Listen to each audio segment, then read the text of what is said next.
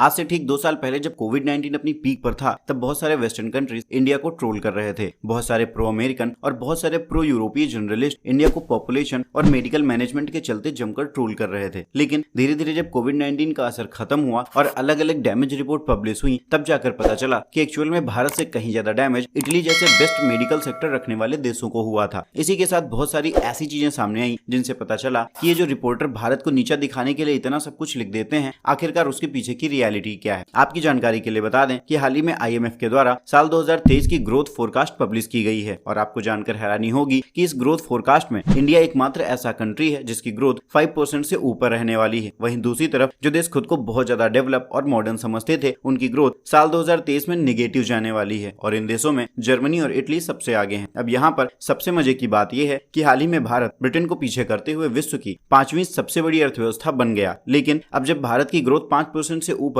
और जर्मनी की ग्रोथ 0 से भी नीचे जाने वाली है, तो निश्चित तौर पर भारत बहुत जल्द जर्मनी की चौथी सबसे बड़ी अर्थव्यवस्था को टेक ओवर कर सकता है। और यही सारे फैक्ट प्रूव करते हैं कि आखिर पिछले 2-3 सालों से प्रो वेस्टर्न जर्नलिस्ट के पेट में भारत को लेकर इतना ज्यादा दर्द क्यों मचा रहता था। खैर, भारत भले ही 5% से ज्यादा ग्रोथ करने वाला एकमात्र देश हो, लेकिन भारत के आने वाले समय में ये डिफिकल्टीज कम बिल्कुल नहीं होने वाली हैं। ऐसे में क्या भारत सरकार इस फोरकास्ट डेटा को एक्चुअल डेटा में कन्वर्ट कर पाने में सक्सेसफुल हो पाएगी, हाँ या नहीं? इस बारे में अपनी राय हमें कमेंट बॉक्स में जरूर बताएं।